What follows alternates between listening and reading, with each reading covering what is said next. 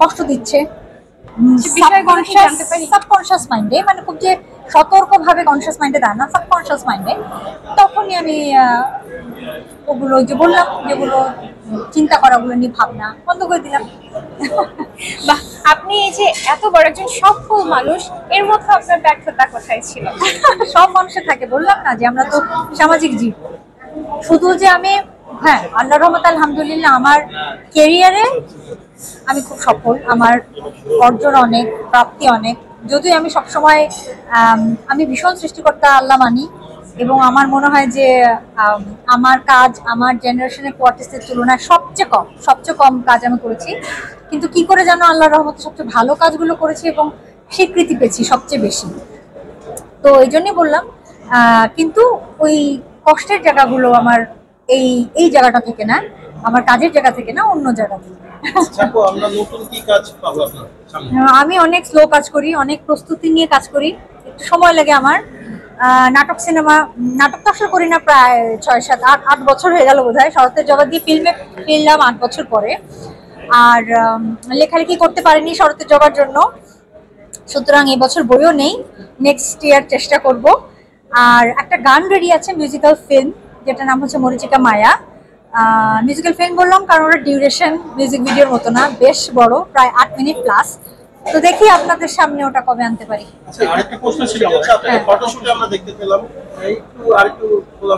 Photoshoot আমি অন্য কারোর সাথে ফটোশুট করি না অনেক বছর। মুডের ওপর মুডের উপর এবং স্থানকাল পাত্র তো আমাদের বুঝতেই হবে। অনেকগুলো কাজ নিয়ে আপনি একাত্রে কিভাবে সময় বুঝিনি আবার মানে প্রযোজনা মানে সবকিছু মিলিয়ে কিভাবে সময় দিচ্ছেন এই কাজে? এখন না তো শরতের জবা, তো যদি শরতের যাওয়ার কথা বলি তাহলে চিত্রনাট্য থেকে শুরু হয়েছিল, চিত্রনাট্য আমার, তারপর নির্মাণ, প্রযোজনা, অভিনয় করেছি 8 বছর পরে। হ্যাঁ প্রেশার ছিল, অনেক প্রেশার ছিল, কঠিন ছিল, এবং মাঝে মাঝে আমার মনে হয়েছে কাজের মাঝখানে আমি হয়তো শেষ করতে পারবো না বা সুন্দরভাবে শেষ করতে পারবো না, কিন্তু চেষ্টা করেছি। ওই যে আমি পজিটিভ, সীমাবদ্ধতা ছিল, বাধা ছিল, কিন্তু ওগুলো আমি অতিক্রম করেছি। আলহামদুলিল্লাহ আমি এখন এখানে। প্রেমে বোঝা আমি ওভাবে পড়িনি ভাই, মানুষ পড়ে। হ্যাঁ বুঝিনি। আসে আমার যেটা হয়, আমার প্রেম হয় না, আমার যেটা হয় যে আমার খুব অল্প কিছুদিনের জন্য মায়া কাজ করে বা মোহ কাজ করে, বা একটু ঘুরে আমার কিছু ক্রাইটেরিয়া আছে, ওগুলো যখন দেখি যে না মানুষটার মধ্যে ওগুলো নেই বা কম আছে, ঘাটতি আছে, তখন সেই ঘোর আর আচ্ছন্ন হয়ে থাকা গুলো চলে যায়। জন্য মায়া কাজ করেছে খুব কম, 2-1 হবে। প্রেম না, তুই যে বললাম মোহ, ঘোর। স্কুলে স্কুল লাইফটা যদি শোনাইতেন আমাদের। এই তো এতটুকু।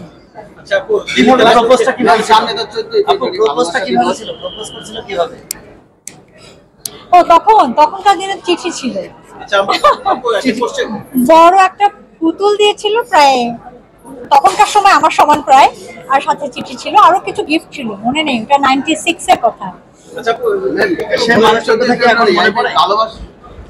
চেহারা পুরোপুরি মনে নাই। সামনে ভালোবাসা দিবস নিয়ে আপনার প্ল্যান কি? না তেমন কোনো স্পেসিফিক প্ল্যান নেই, কারণ ভালোবাসার কোনো মানুষ তো আমার নেই। ঘুরতে যেতে পারি, বাইরে উদযাপন করবো, উদযাপন না সেলিব্রেশন তো করতেই হয়, যে কোনো অকেশন তো আমরা সেলিব্রেশন করি। আচ্ছা একটা ধাঁধার এই মতো এই দিল্লি খেলাটা খেলা পস্তায় না খেলা পস্তায় কারণটা কি? জানি না আমি। থ্যাংক ইউ আপু, বাই বাই। হ্যাঁ।